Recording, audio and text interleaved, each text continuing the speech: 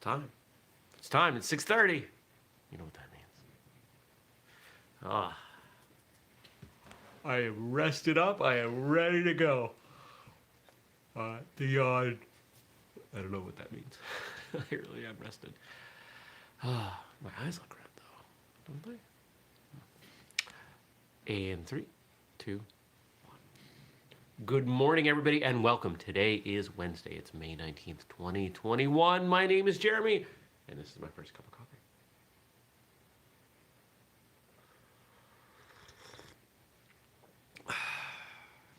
As I was entering the info into the app, the show title, which we use the date. I graduated college 20 years ago tomorrow. How crazy is that?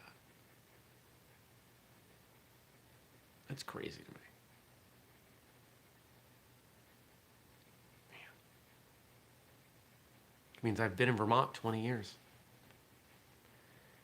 A little bit less. I moved here the day after college graduation. So Friday will mark 20 years in Vermont. And I've been through a lot. There's been a lot. There have been a lot of ups and downs. I'm feeling reflective, nostalgic. You had asked me 20 years ago if you had shown me, glimpses of this life and say, hey, is this your life or someone else's? Never would have guessed it. It would be mine. I had a plan. We all have plans, don't we? We all have expectations of what life's going to bring us and what's next and how things are going to go, and how often do they actually go that way? I've got goals, I've got missions, I've got plenty of things that I'm working on. But is where we are ever where we expected to be? And I'm going to guess no. Not for most of us, anyway. You can take that as a good thing, a positive thing, an opportunity thing, or you can look at where you wanted to be or thought you would be or whatever and be disappointed. And I'm choosing to be optimistic and positive, because where I am is based on not only my choices, but the choices of many, many other people, and I can't control them. Doesn't mean I don't have responsibility, doesn't mean I don't have the chance to make changes. But think about all of the people who contributed to your life where you are right now. It's almost mind-boggling. Decisions from people you've never met and never will in other countries had a butterfly effect on your life. And there are so many people doing so many things. And you're you. Can we ever really expect to be somewhere else?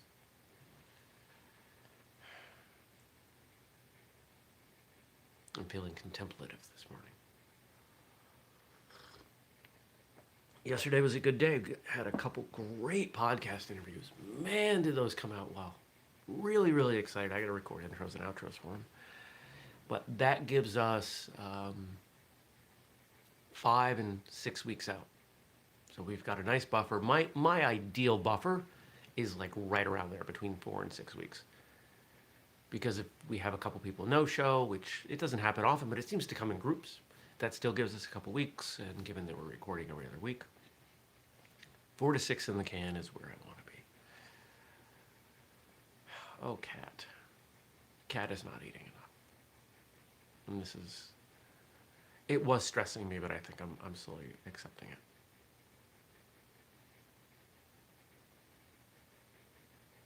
She's staring at me. I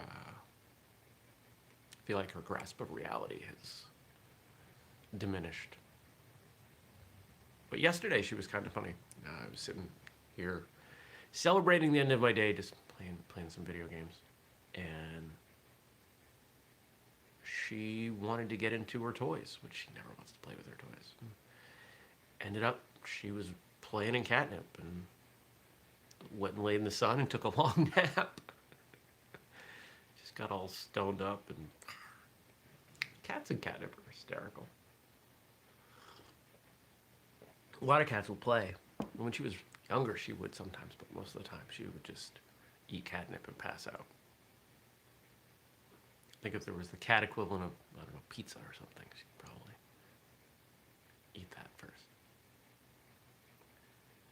What else happened yesterday? More on the flexibility program, slowly dialing in all the words. And I came up with, here, I'm going to share something with you. I had an idea yesterday that I really like.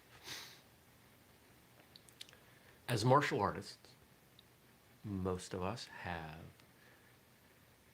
a tool. No, it's not a completely unique tool, but it's a tool that is not often utilized in other disciplines that helps us to remember things, get better at certain things, practice things. Forms. I think I'm going to put together as part of the flexibility program a form, a flexibility form. Now, it's not going to be a normal form, but why not? Why not? Why not implement what I want people to do as part of this form that they can do, and take 60 seconds. Here's my stretching routine. I'm going to do all these things. Done.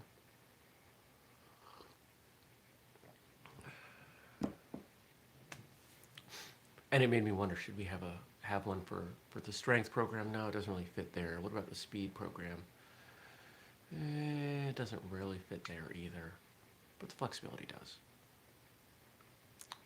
So I'm looking outside, I'm looking at all the flowers. The apple trees are going crazy, the pear trees are going crazy, the rhododendron is going crazy. If you follow me on Instagram personally, at Jeremy Lesniak, I posted a picture of the rhododendron. It's the first time it's ever bloomed. And it's awesome. Like, it's beautiful. The lilacs, most of the lilacs are just starting to come out. Oh, this is one of my favorite times of year. It really is. It was 75 degrees yesterday. Beautiful. The next 4 days, we're going to have highs in the 80s. This is the weirdness of Vermont weather is, early, beginning of May, it was cold and there was snow. And at the end of the month, we have summer. It's almost like, but it doesn't mean it can't go back. I mean, we could have a late frost. Knock on wood, we won't. Friday is supposed to be the date of the last frost, and there's nothing on the schedule on the weather that says we're gonna. Which is good because I got plans to put out. What's going on today? Today's just a bunch of work. I started listening to the audiobook for Faith. I got through the prologue. Sounds good. I sent Julia some feedback, but there's nothing that needs to be changed. There are a couple things he might be able to improve, but that's what we got to discuss. And if that's the case, then that should get uploaded. I don't know that I'm going to listen to the whole thing. I don't like listening to my own voice. You're probably the same. Most people don't like listening to their own voice. I am no different in that respect.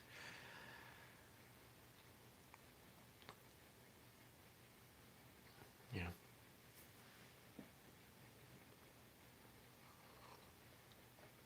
So I'll work on that.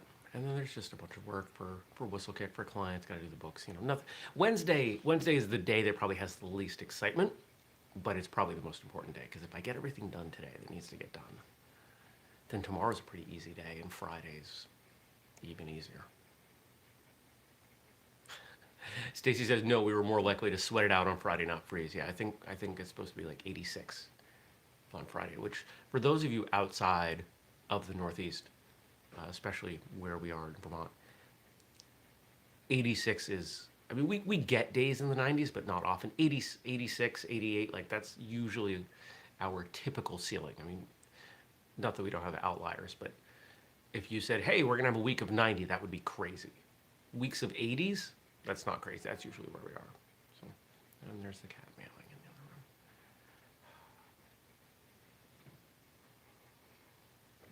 I did something different yesterday I haven't done before. I put her litter box and her food in the bedroom on the other side of the house, shut the door, and I couldn't hear her while I recorded, which was probably part of why the episodes went well. She wasn't bugging me. What? What do you want? I'm on the air. I'm doing a show.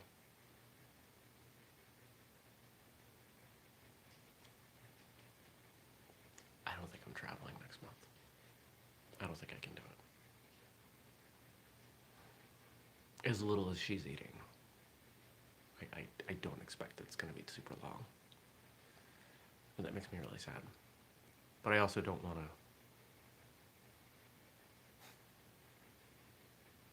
don't want to ask my friends to take care of my cat when there's a reasonable chance that she's going to go. Right? That doesn't seem like a very friendly thing to do. And so that bums me out and frustrates me. But there are some upsides to it. All right, let's take a look here. Let's see what you guys gave me to talk about. And if you want to give me stuff to talk about, you drop it in the comment section below. We've got stuff from Frank, who always makes sure I have things to talk about. Thank you, Frank. I appreciate you. I appreciate all of you. But I slightly more appreciate people who leave comments. Just a little bit. Just the tiniest little bit. And we're still talking about Asian Americans, because it is Asian American Month. And, you know, as martial artists, I think we owe a lot to Asian Americans. Bruce Lee was an Asian American. Still the most famous martial artist of all time, despite being gone for 50 years.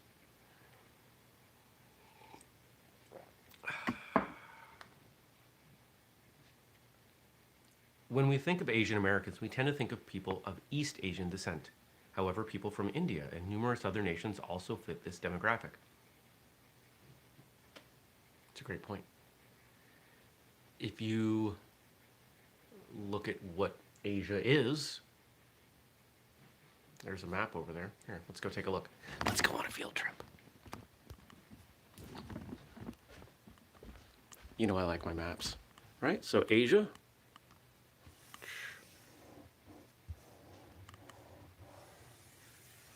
There's a lot in there. There's a lot in there. And I think it's important that we remember, Asia is not just China, Korea, and Japan. And as martial artists, especially in the internet era, this modern, 2015 plus, martial arts has benefited a lot from the internet. Historical European martial arts, but also martial arts out of India and Malaysia and Indonesia. Martial arts that some people knew about, but a lot of people did not.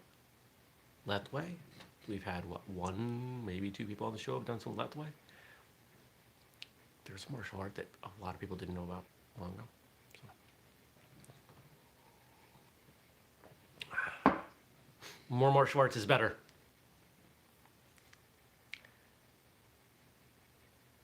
So today, Frank's giving us some quotes from someone actually I really respect the heck out of, comedian Hasan Minhaj. Or, let's see, how does he say it? Hasan Minhaj. I think that's how he says his name. He had a great show on Netflix, so they canceled it. When you grow up as a minority in a majority culture, a lot of times you're just trying to fit in. I think a lot of us can probably identify with that, even if it's not for external reasons. I've always felt challenged at fitting in.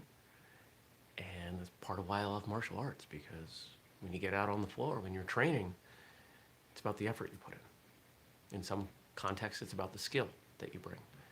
It's about your teaching ability, your passion for training. It's a very democratic, theoretically, environment. You show up, you bust your tail, doesn't matter where you come from, who you are, what you do outside. And I love that. When we have people on the show, when you listen to martial arts radio, the jobs, the stories, the history, you see that in one respect, everyone is so dramatically different. But in another respect, they have so much in common. And it's that difference yet similarity that I think is one of my favorite things about the show. Martial arts has been useful for everyone for so many different reasons.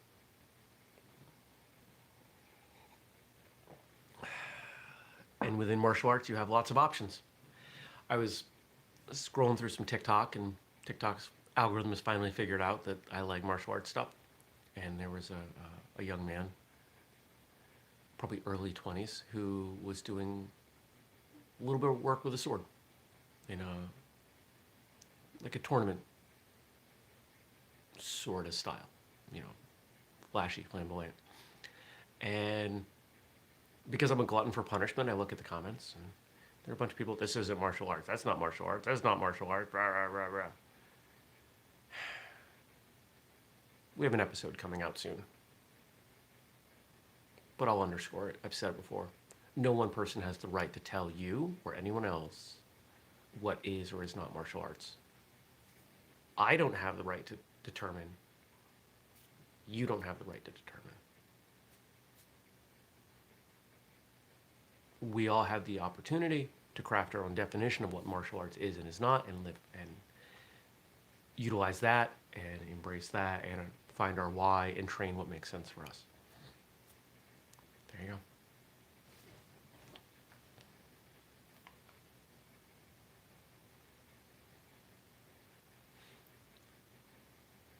You can hear my opinion on various subjects, but telling my story is the most authentic thing I do. There's nothing more powerful I can share with an audience. Absolutely. One of my favorite things about the show that he said he had on Netflix, what was it called? I don't remember what it was called. It was kind of like a Daily Show style, but it dug into a topic, and it actually went pretty deep in a humorous but educational way. I really enjoyed it. It had some wonderful, they picked some interesting topics that a lot of Americans wouldn't have dealt with. There was a lot of international stuff. And I learned a lot.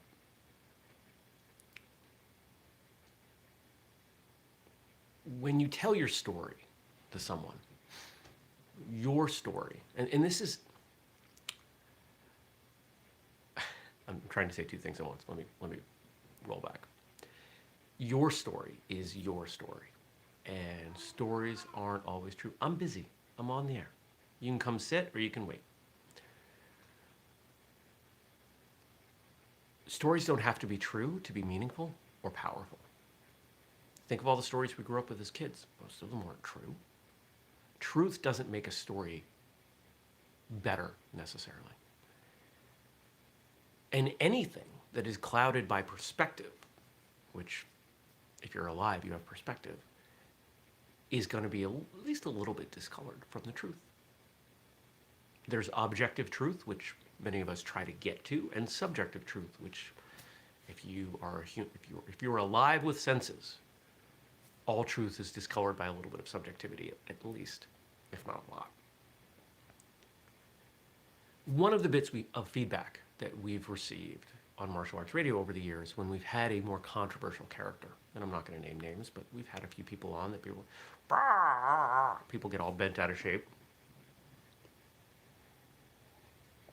I'm not a journalist. I don't ask people to come on and share facts. I ask them to share stories. And we've been very open about that from day one. And if you look at whistlekickmartialartsradio.com, what is the slogan on that webpage? What's your story? Not what's your truth, not, which even really is subjective in the way people use it, not what are the facts. We're not a newspaper. We tell stories. My job as the host of that show is to facilitate people telling stories. Stories are powerful. Stories have meaning. Stories can have different meanings to different people. I love stories. Stories are great.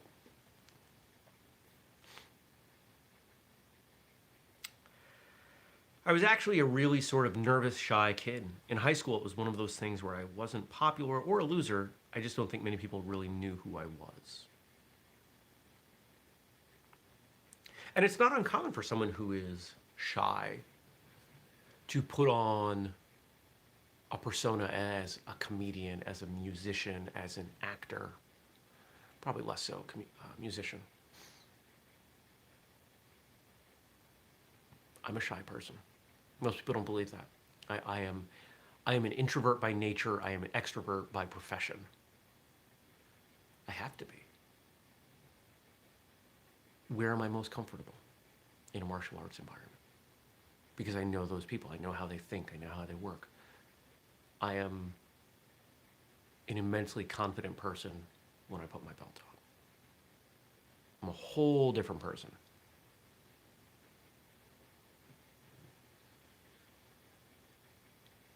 because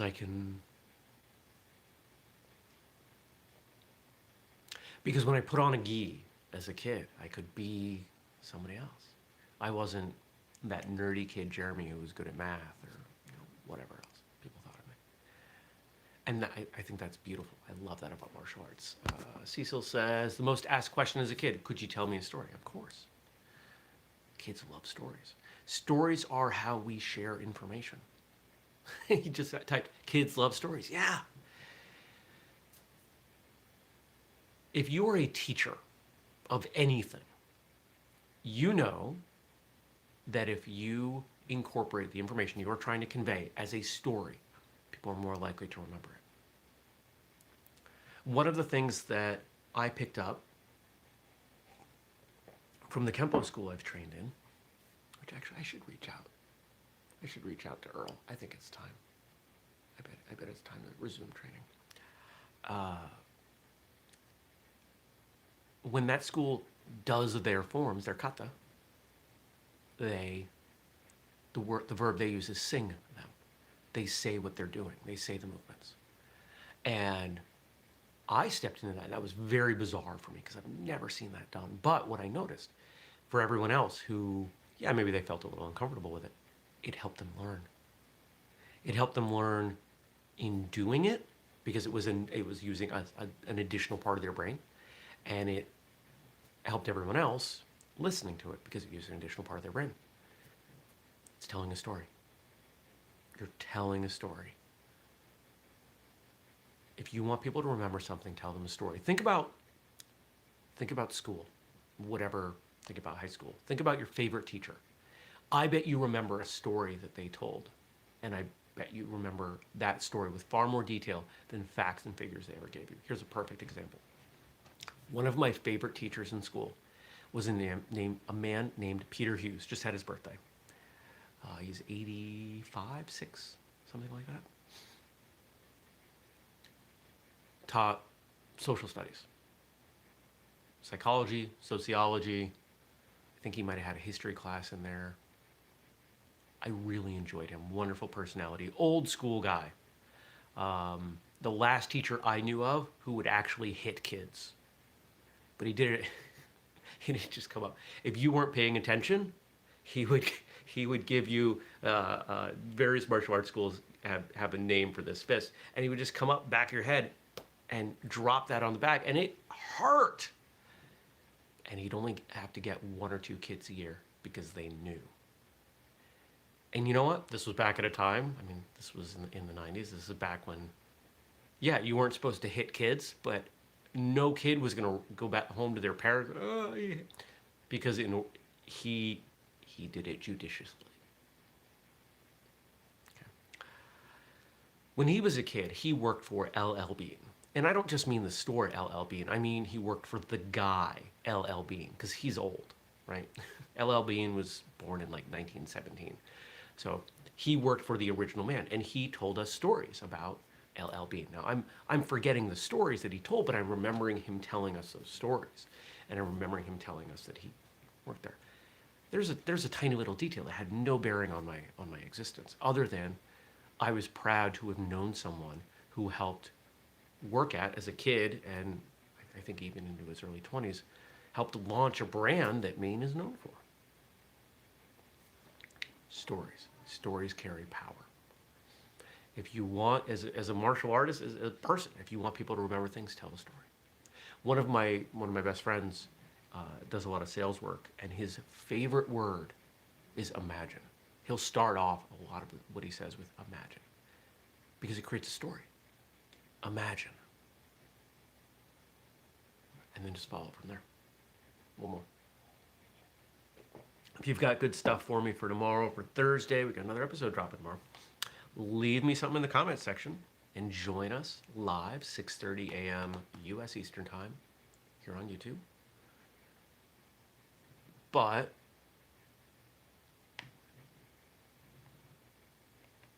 we'll have to fix that. Just stuff going on the back end. Hold on, lost my train of thought. But you can also catch it as audio. in your podcast feed. There we go. I see things going on with the feed that you guys don't see, so pardon me as I get distracted once in a while. Oh, two more. Funny and sad are two sides of the same coin. I think that most comedians are able to tap into deep subject matter. This is why so many comedians take their lives. This is why we see some of the best comedians becoming addicts or dying by suicide. Robin Williams. Robin Williams was a true genius, a true comedic genius. His brain worked differently than everyone else's.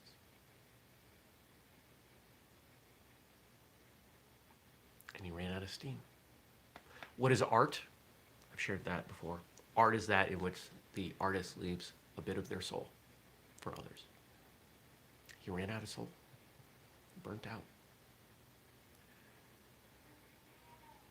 Funny and sad is two sides of the same coin. Yeah.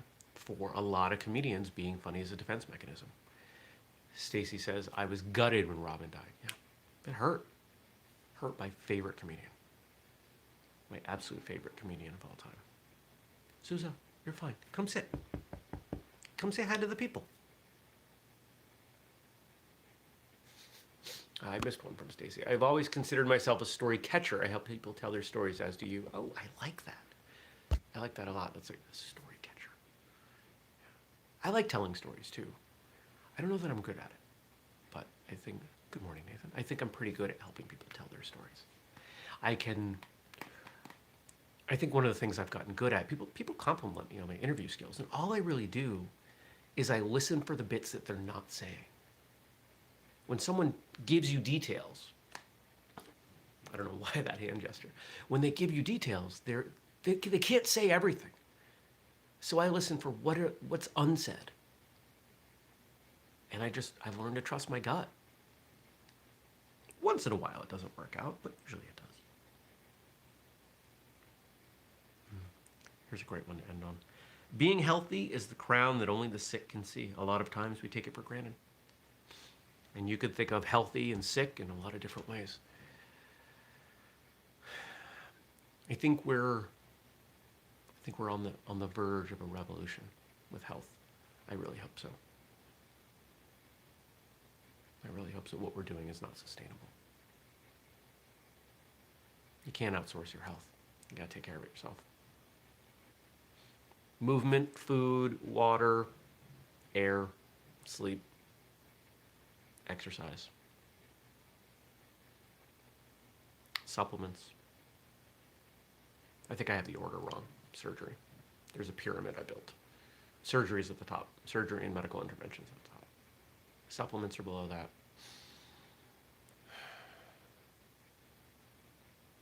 I think sleep's at the bottom. You can do a lot of crummy things to your body, but if you sleep well and adequately, you'll be okay. Not great, but okay. My coffee's done. Good timing. Thanks for joining me, everybody. I hope to see you back here tomorrow, Thursday, for whatever episode we've got coming. I don't remember because I don't remember. I don't check. I get to see them come out when you do. I hope whatever you do today, I hope you find some joy in it, some humor, and here's a throwback to something we used to do, homework. I want you to make it a priority to tell or hear a story from someone today. That's it. Take care, everyone. I'll see you tomorrow. Peace.